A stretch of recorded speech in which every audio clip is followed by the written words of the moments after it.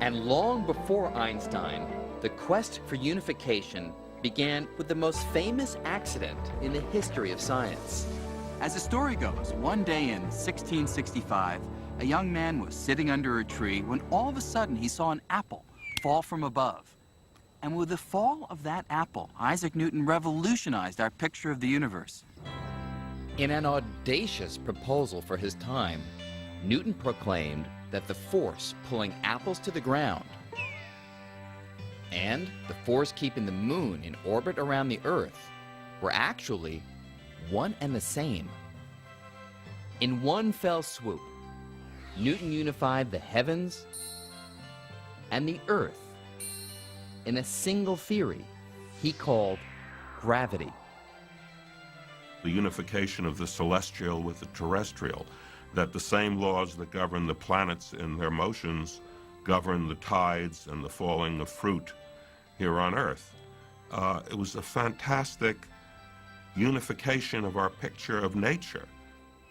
Gravity was the first force to be understood scientifically, though 3 more would eventually follow. And although Newton discovered his law of gravity more than 300 years ago, his equations describing this force make such accurate predictions that we still make use of them today. In fact, scientists needed nothing more than Newton's equations to plot the course of a rocket that landed men on the moon. 11, this is Houston. Yet, there was a problem. While his laws described the strength of gravity with great accuracy, Newton was harboring an embarrassing secret. He had no idea how gravity actually works.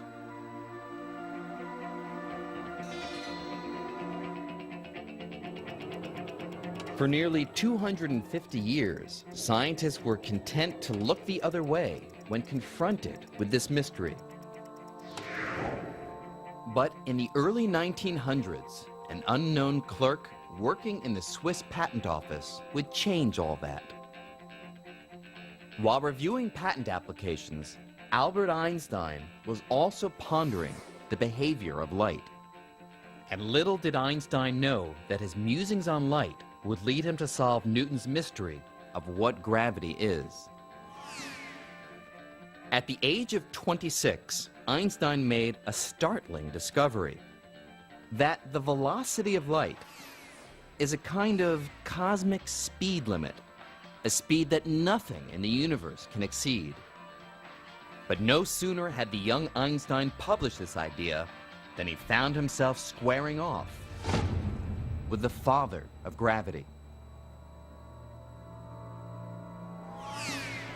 The trouble was, the idea that nothing can go faster than the speed of light flew in the face of Newton's picture of gravity.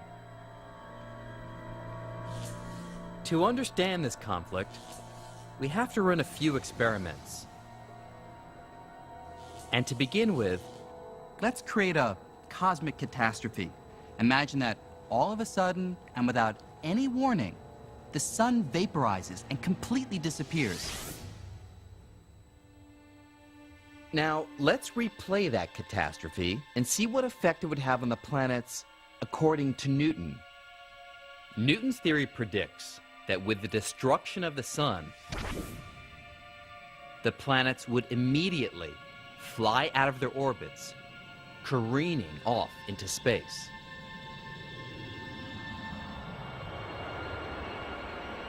In other words, Newton thought that gravity was a force that acts instantaneously across any distance, and so we would immediately feel the effect of the sun's destruction. But Einstein saw a big problem with Newton's theory. A problem that arose from his work with light. Einstein knew light doesn't travel instantaneously. In fact, it takes 8 minutes for the sun's rays to travel the 93 million miles to the Earth. And since he had shown that nothing, not even gravity, can travel faster than light, how could the Earth be released from orbit before the darkness resulting from the sun's disappearance reached our eyes?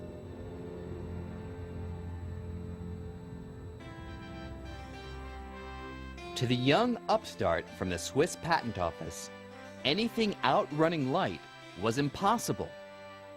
And that meant the 250-year-old Newtonian picture of gravity was wrong.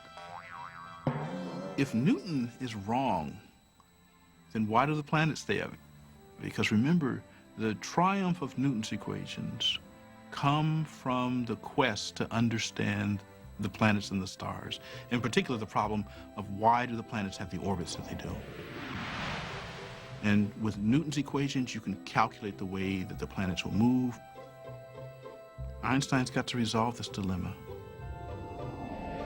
In his late 20s, Einstein had to come up with a new picture of the universe in which gravity does not exceed the cosmic speed limit. Still working his day job in the patent office, Einstein embarked on a solitary quest to solve this mystery. After nearly 10 years of racking his brain, he found the answer in a new kind of unification. Einstein came to think of the three dimensions of space and the single dimension of time as bound together in a single fabric of space-time.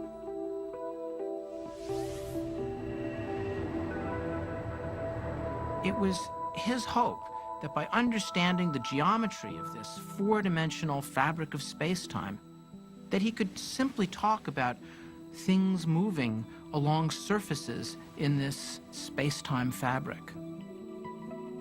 Like the surface of a trampoline, this unified fabric is warped and stretched by heavy objects like planets and stars. And it's this warping or curving of space-time that creates what we feel as gravity.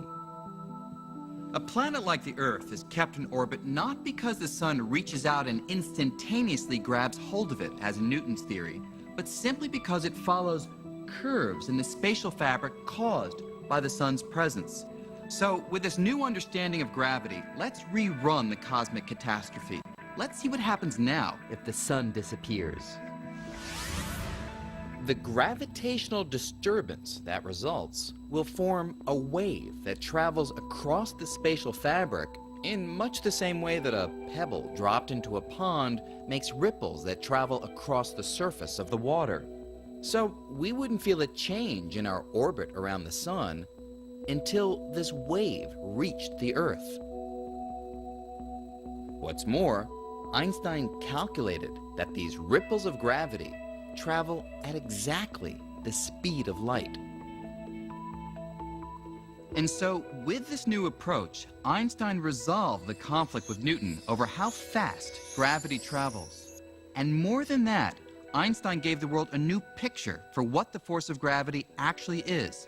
Its warps and curves in the fabric of space and time. Einstein called this new picture of gravity general relativity. And within a few short years, Albert Einstein became a household name. Einstein was like a rock star in his day. He was one of the most widely known and recognizable figures alive. He and perhaps Charlie Chaplin were the reigning kings of the popular media. People followed his work, and they were anticipating, because of this wonderful thing he had done with general relativity, this recasting the laws of gravity out of his head, there was the thought he could do it again, and people want to be in on that. Despite all that he had achieved, Einstein wasn't satisfied.